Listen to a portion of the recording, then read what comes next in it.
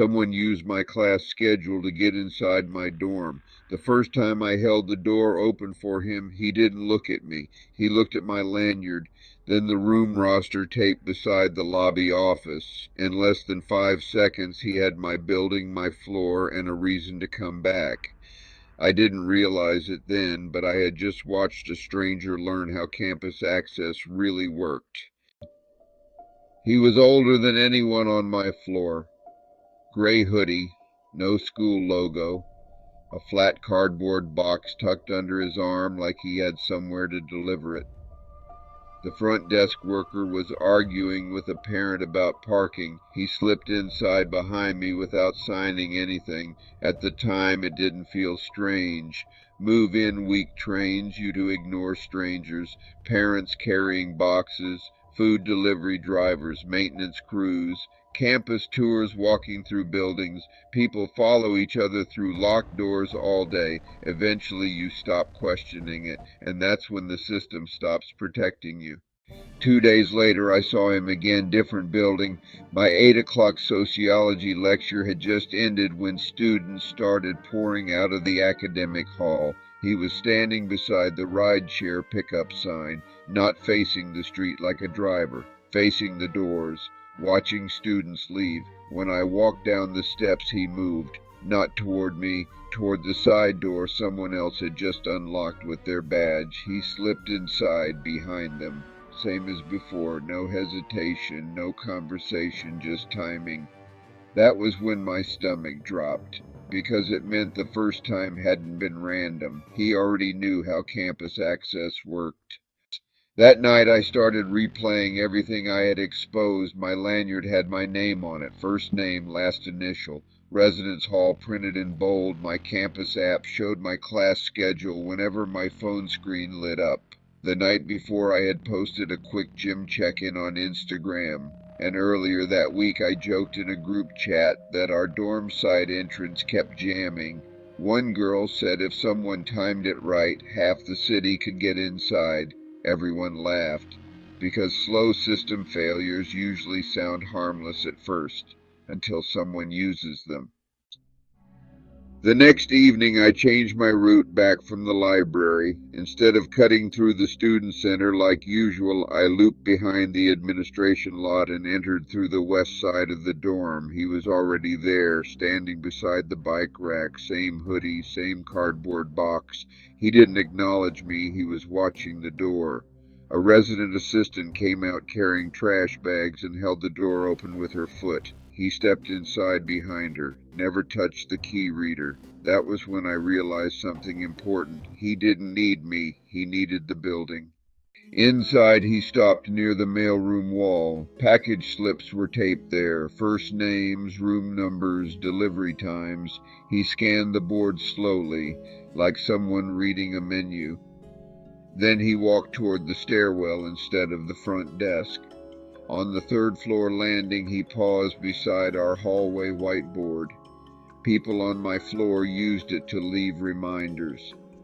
Mine said, Gym 6, Lab 8, Work Saturday. My entire routine was written in dry erase marker, right there in the open.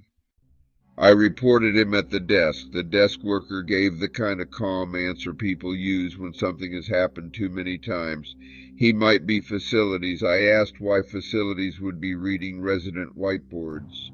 She glanced toward the elevator, then said campus police probably wouldn't act unless he caused a disturbance. That word stuck with me. Disturbance. Because the system only recognized danger when it was loud, not when it was patient. If you moved quietly enough, you could go almost anywhere. So instead of waiting to be believed, I started watching. The next morning I sat in the student center coffee area, facing the crosswalk between my dorm and the science building. At 7:42, he appeared near the campus map kiosk, pretending to read an event poster. At 7:47, the shuttle dropped off a line of students, and he blended into the group.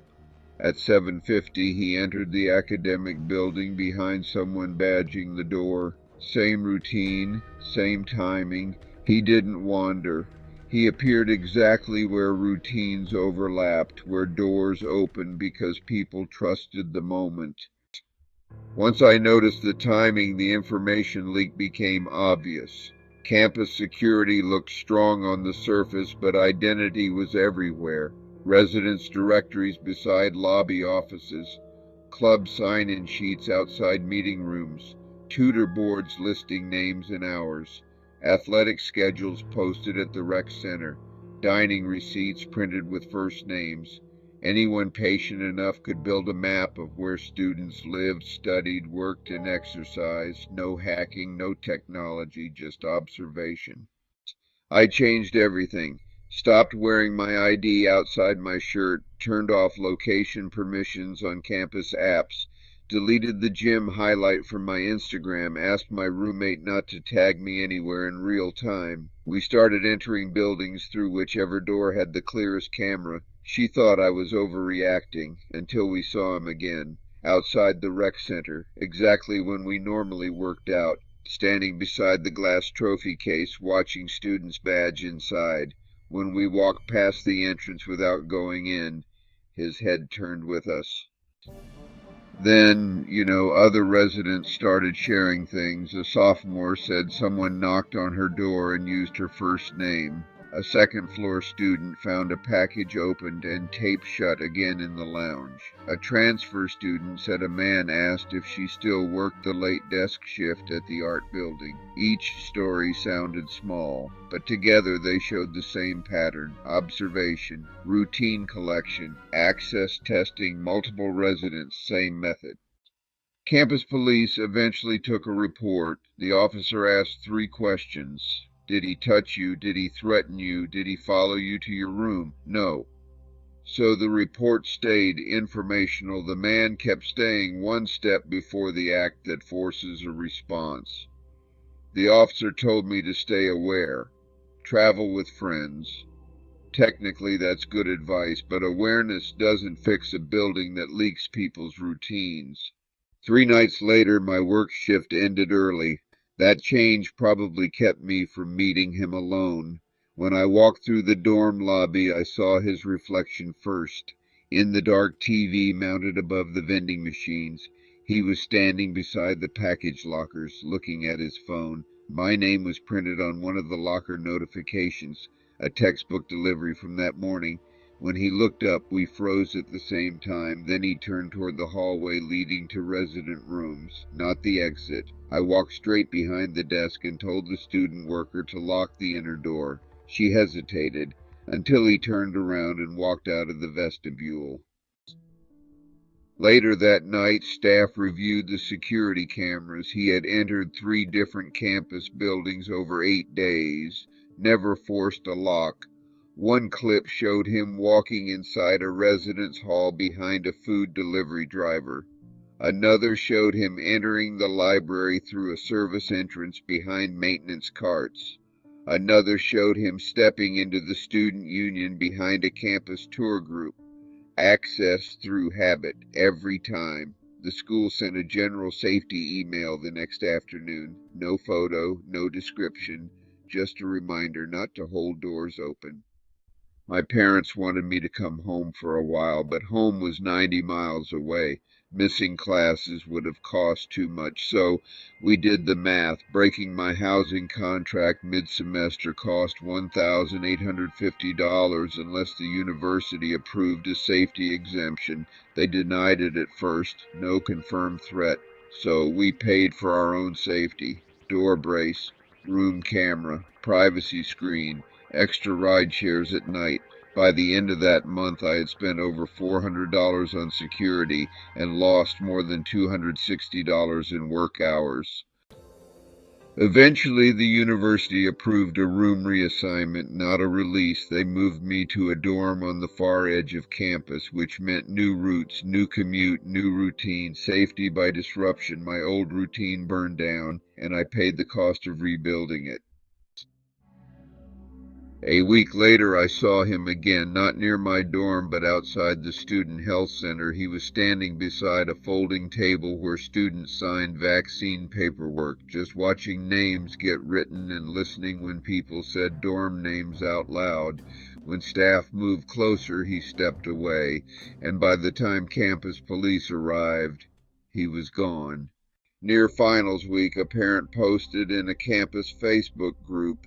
She described a man following her daughter and two other residents into a newly renovated dorm. Gray hoodie, carrying a flat cardboard box. Same behavior. Comments filled up with similar encounters. Someone reading package lockers. Someone studying directory boards. Someone slipping through side entrances. Months of small incidents. One pattern. The school responded with another general reminder about door safety. No admission the problem had lasted all semester. I finished the term, but I never got my old routine back. The housing charges stayed. The security costs stayed. The lost wages stayed. What campus took from me wasn't just money, it was automatic trust in ordinary movement. Now I check reflections before I check messages. I notice who reads whiteboards, who waits near doors, who times their steps to someone else's badge. Because once you see the pattern, you can't stop seeing it. A month after finals, my friend sent me a picture from the old dorm. New safety signs were posted in the lobby. No tailgating, no public rosters, no guest entry without verification. Right beneath the sign sat a folding check-in table. A printed list of student names and temporary room assignments faced outward toward the entrance. Behind it, someone held the door open with a moving cart. Two people walked inside behind them. The rules had changed. The habit hadn't, and habit is where people like him eat. And if this story made you think about how easily access can happen around you, subscribe to the Urban Warning, because the goal here isn't entertainment, it's awareness. And sometimes the difference between a close call and a real disaster is recognizing the pattern before someone else does.